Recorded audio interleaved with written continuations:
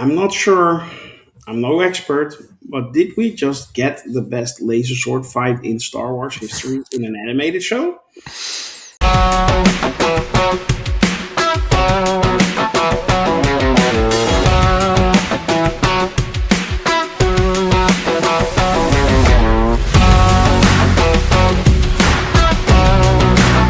This is the review of Champions, and I'm your host, Grandmaster. With me is a powerful panel made up of Taylor and Merv and me, and we are the most powerful champions Sakar has to offer. So there's that.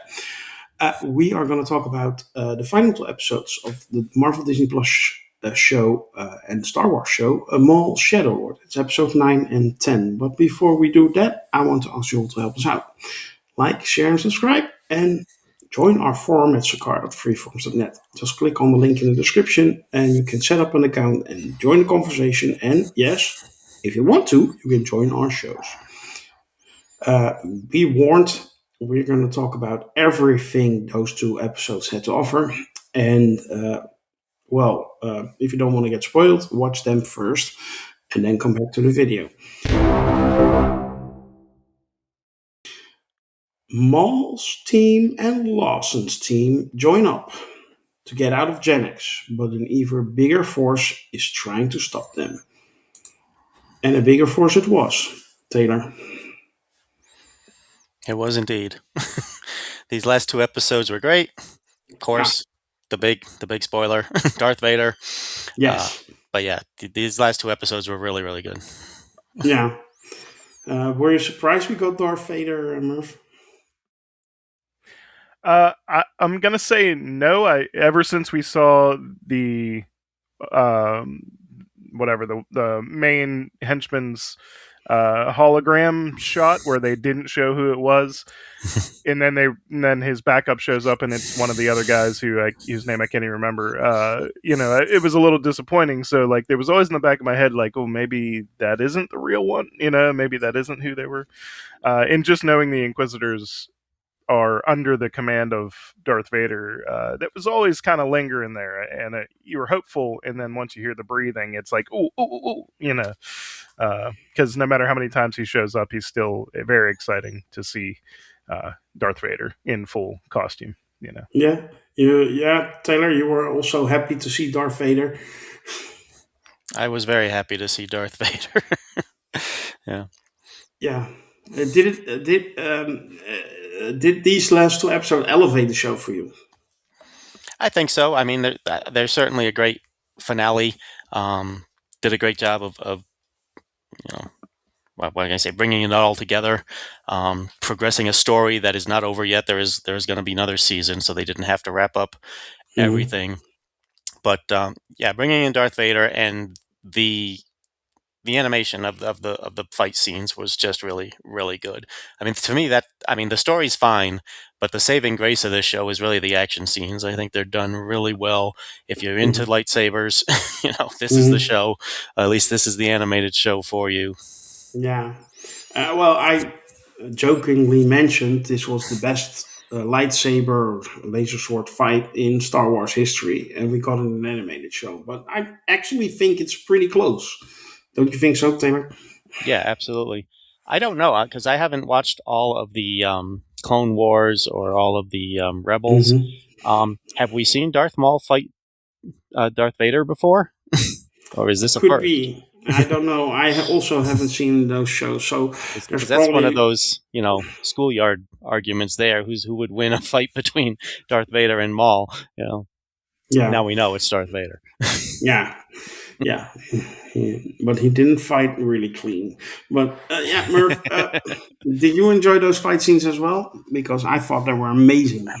It was really I thought the whole action sequence once it initiated was amazing, which started whenever the two Inquisitors ran down into that sewer and really put the tension on our group from escaping. From that moment until like the end of episode 10, it was pretty much nonstop like awesomeness as far as all the fighting and the combat and the action sequences that were happening and the acid and everything. I just thought it was amazing. Yeah, and Darth Vader shouldn't fight dirty. It's, I mean, the whole dark side. I'm Yeah, surprised Maul didn't fight dirtier. you know? yeah. Maybe he has a little bit more honor. Uh, Yeah, yeah. yeah. What did you think of that switch for Devon to Maul's side? Uh, I, How did they do that? I mean, the whole season she was fighting it, and all of a sudden, yeah, she gave into it. yeah, I mean, when you lose, I would only assume that I'm gonna forget everyone's names, Baki or whatever, is has kind of become like a father figure to her, over the years of On the Run and all that stuff. So I mean, this it feels a lot like her losing a father or something, and the emotional response is expected, and the fact that she was teetering at all in and then pushed into that moment. Yeah, I mean, I think I liked the touch that it's also unclear. Like, she might not. It didn't seem to me that she fully embraces Maul in this situation. She was looking at him with as much like seething fury as she looked at anything else after that moment. So I like, without getting in her brain, like, it does feel like she sees him as a tool to get her revenge on Vader. And the only unfortunate thing about using characters like this and setting it is we know she doesn't get her revenge on Vader. So, like, I don't know what's going to Yeah, happen from here, but yeah. uh, Yeah. Taylor, I can ask you if you think Darth Vader will outlive Devon's fury, but yeah, but isn't it also that what they really did build up in this season? And Taylor, correct me if I'm wrong. Is that like Devon was like, "Hey, this Maul guy has a more effective way of fighting the Empire than my master has, and then the Jedi have." And she finally gave into that when she saw Darth Vader kill her master. Don't you think? Yeah, I think there's definitely some of that. She's definitely teetering between the light side and the dark side, which of course is a theme for all of the Star Wars universe. And now she is seen, it looks like she's joining Maul, at least temporarily, or at least using him as a means to her own ends at this point. But I agree with Merv. The whole action, all of the action was just fantastic. The like you said, the acid ocean they had to cross, and all the blasters and all the stormtroopers and all the characters getting killed, one by one. Even the flying droid that works for Maul, got destroyed. And I expected the old Jedi Master to get killed, but I was not expecting the cop to get killed. That was a surprise to me, Mhm. and I thought that was pretty impressive. And now it looks like his son, who I didn't even want it to be in the show at first, is probably going to be a more prominent character going forward, uh, as kind of a partner with Ahsoka, who's not Ahsoka. I always forget her name. That one. Devon, Devon, yeah, it's a Ahsoka-like character, and yeah, you're right. But no, yeah, it's. I think you're right, and maybe Riley also has a bone to pick, of course, with the Empire now. So, and his Yeah. mother works for the Empire. Don't forget Hmm. that. So Yeah. there's a lot of potential for season two. Are you excited to watch season two, or you will watch it but couldn't care less?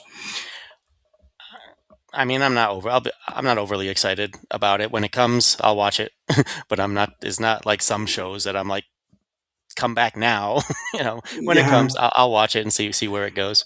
yeah. I know you're nagging us privately about She-Hulk season two, but yeah, that will not be happening. I'm Holding out afraid. hope. Yes. Yes. Major fan. Oh, or Secret Invasion season two. And I say Secret the Invasion. She-Hulk Secret Invasion crossover that we all need. Yes. Yeah, something like no. Okay. But yeah, Captain Lawson, of course, didn't make it. Um, yeah, I actually, uh, well, how sad is a big word, but yeah, I'm not happy about it. I Hmm. like the character. I will say, did we see him die for sure? The reason I say it is because they specifically have a shot in here where he sees Maul betraying Baki. And why would they show him being the only one to see that if he's not going to be able to tell Devin about it later? That's all I'm going to say. So the fact that he disappeared into the mist, yeah, he's getting shot up. But as we know, you can get chopped in half and potentially live. And you can, unless you're Qui-Gon Jinn, you could probably survive anything. There's one of those, what do they call them? Bantha tanks or whatever that they put them in. They had one of those handy. Put them in there. Yeah. You never know if Boba Fett was wandering around Genex at the time, and he has a Bacta tank with him. So yeah. Oh, we may not watch the animated shows, but we sure know how to mock the rest. No, as far as David Filoni shows go, I think it's pretty decent for change. Agreed? I do. I think it's a good show. Yeah, and I think it maybe unlike Taylor, this has sparked an interest in me to check out some of the other animated stuff again. I've tried the Clone Wars, and I kind of petered out really early in it. Yeah. And then I think I saw one season of the Bad Batch, but I would have to revisit that to even remember. And then after that, I'd pretty much not seen anything animated from Star Wars. So this does kind of send me down that path of, maybe next time I'm bored and looking for something to watch, I'll check out some of the other stuff, Rebels or whatever. Yeah, but you're too busy watching Star Trek, so that's true. and that's much better than Star Wars. Sorry, I love Star Wars, but Star Trek is just better. But talking about schoolyard arguments. Huh? Yeah. True, but but when I'm right, I'm right. Anyway, let's just rate these final 2 episodes.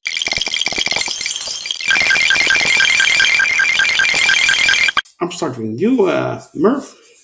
Can I have your number for these final 2 episodes?